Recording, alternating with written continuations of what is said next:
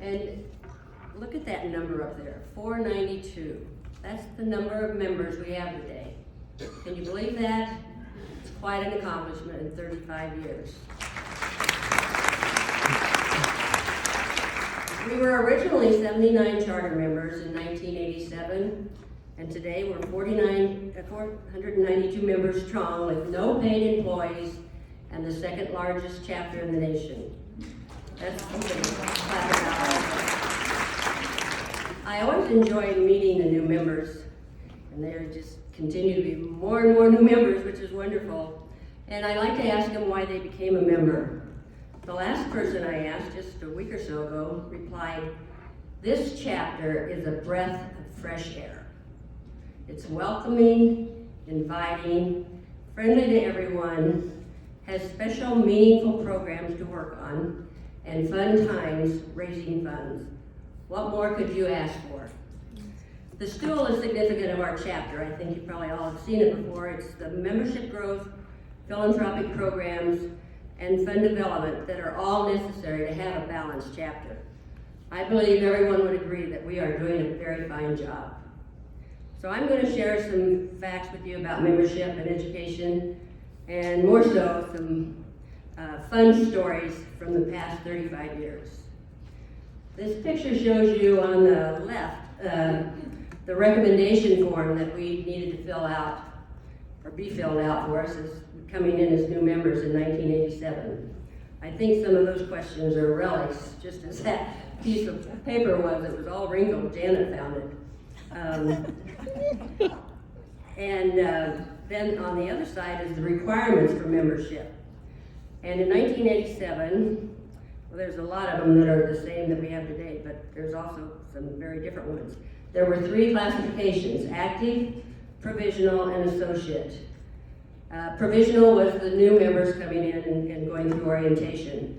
The associate members could pay dues, but they could not vote or hold office. Now, provisional and associate we no longer have. The payment of the annual dues at that time was $75, and you needed to be sponsored by 2 members. The service hours were 95, and you were encouraged, or it was a requirement, to attend monthly meetings and support the philanthropic programs and fundraising events. The big difference was it was 6 months of training and orientation. And you know, we didn't think anything about it then. That's what it was. And we really got to know each other and know a lot about the organization. So the first class that we were encouraged at the end of our orientation and getting to know each other to come up with some idea to do something for the rest of the chapter. And most of the time it was a lunch, which is what our group did. This is a picture of the second provisional class. And they, of course, had to outdo the first class. So they made this cute little Christmas cookbook and then provided lunch for everybody. I have a whole bunch of these relics laying on this table over here if any of you ever want to come and see it. I'll leave it out there later. But there's always so much more involved in membership and education than orientation, paying dues, and having your name and picture in the buzz book. This is a picture of our First Assistance League of St. Louis handbook. And God bless those ladies that put that together. That was a work of art and lots of pages. And then our first member pictures. We didn't have computers at the beginning.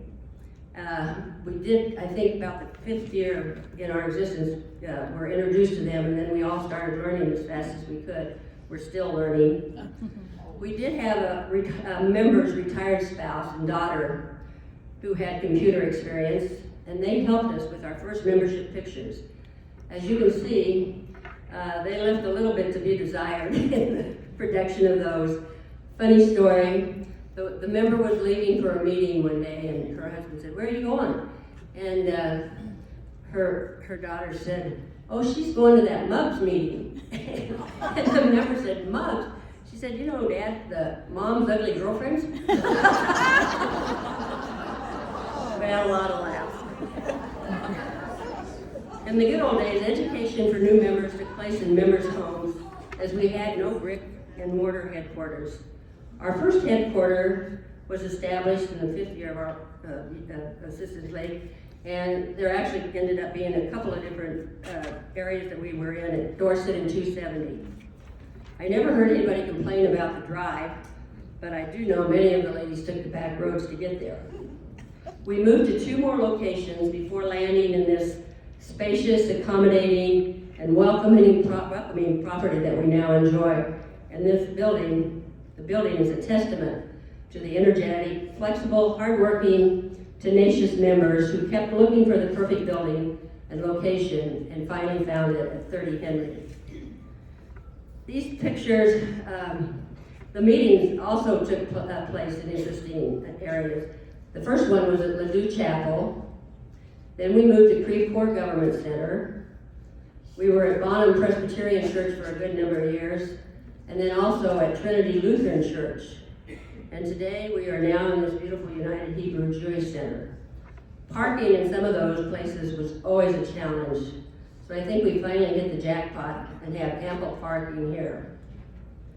Being a member also brought many opportunities to grow and learn and spend time with our own members as well as other chapters.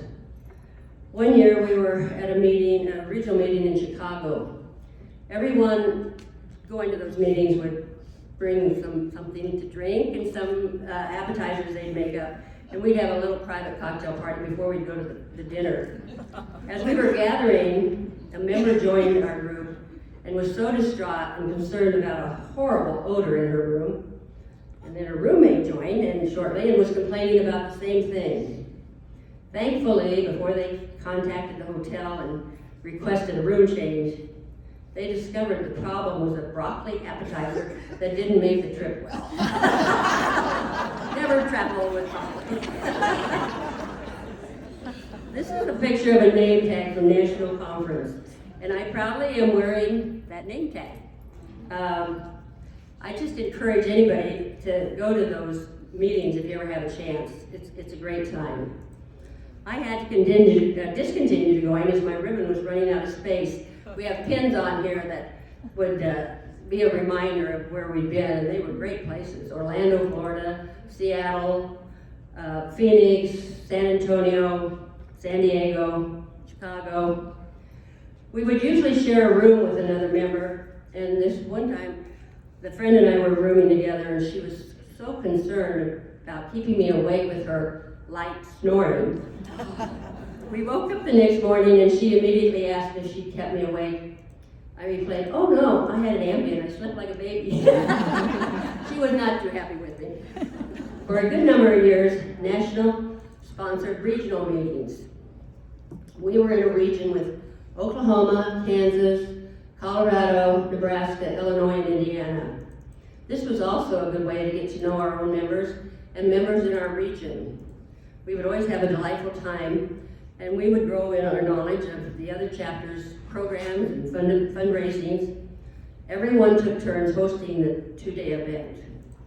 We hosted the last meeting of our region at the Frontenac Hilton. There was much planning and work involved. We just unfortunately managed to have a spring storm march through that day.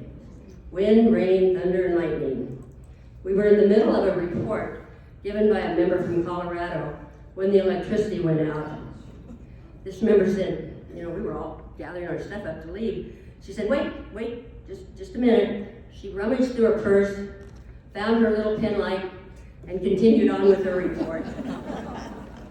Dinner was planned at another restaurant with electricity, but the bus tour Places to See was a challenge.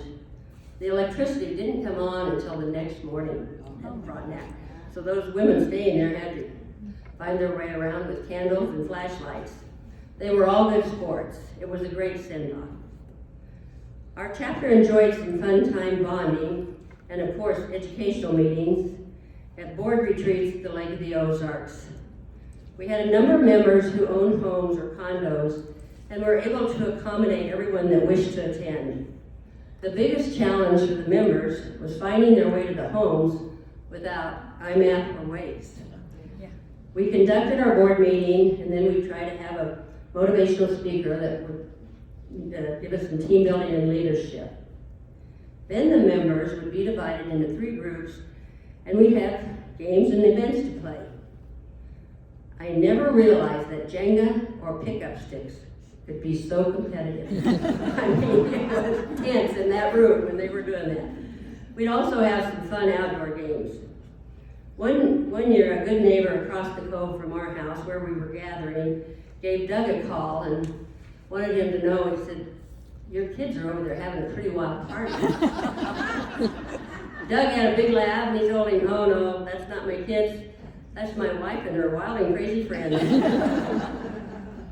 We also have done the Myers-Briggs for the board, and then an all-member Myers-Briggs testing retreat. And I don't know if probably a lot of you have already had that, but it was really educational and enlightening, and learning a lot about yourself as well as your other members and how people work together. I think in this picture it shows how we did learn how to blow up balloons and hold them high. Our membership has always been known how to have fun, and we're provided with many different options. Through the years, some of the various events and activities that we enjoyed were, of course, the new member coffees, box lunches, get-togethers, bridge groups, sequence parties, golf socials, book club established, which is still standing, Mexican train game, country western dance party, tacky dress party, Christmas socials, Christmas lunches, past president cooks dinner, tea parties, fashion shows, and that's the people styling and wear clothes from Fantastic Finds. That was fun to do. We had an antique wedding fashion show where the models were our members, and of course we still have our annual all-member card game party, which we just did not too long ago, and member appreciation days. We celebrated the 10th, 20th, and 30th anniversaries, and we always enjoy the gala parties. And we've had tasting lunches for the cookbook and leadership retreats. In the past 10 years now, we've enjoyed Assistance League of St. Louis University classes. Just a few to mention were personal safety, ALSL, website, food and mood, mahjong, tai chi, learning CPR, baking famous cinnamon rolls, computer instruction are just a few. There's some other ones I think on that picture that you can see. I want to end this presentation and share this description of Assistance League members, who was written by the first membership chairman, Elaine Crick, and presented to the first provisional class. And these were her words. "We are women of all ages. We prefer to think of ourselves as young and younger. We are single or married. We have children at home, or children who are grown, or grandchildren or great-grandchildren. We have careers outside the home, or we have made our homes our careers. We belong to a variety of churches or no church. We are Democrat, Republican, or maybe independent. We are intelligent, slender, and pretty. We like to laugh, and we have shared many fun times. You'll find us working in our children's schools, for the hospital auxiliaries, the symphony, the zoo, our churches, the arts, our professional organizations, and for many other charitable groups in St. Louis. We share freely of our time, our hearts, our money, and our friendship. We believe in local service and philanthropic projects we can see and touch. We love seeing the smiles of the people we serve, and we love the inspiration we receive from our fellow members. We offer our time, our talents, and our care. Our pay cannot be held in our hands, but we feel it deeply in our hearts, and we feel that all our members are special people. And you know, as times have gone on, the times may change, but the more they stay the same. Thank you.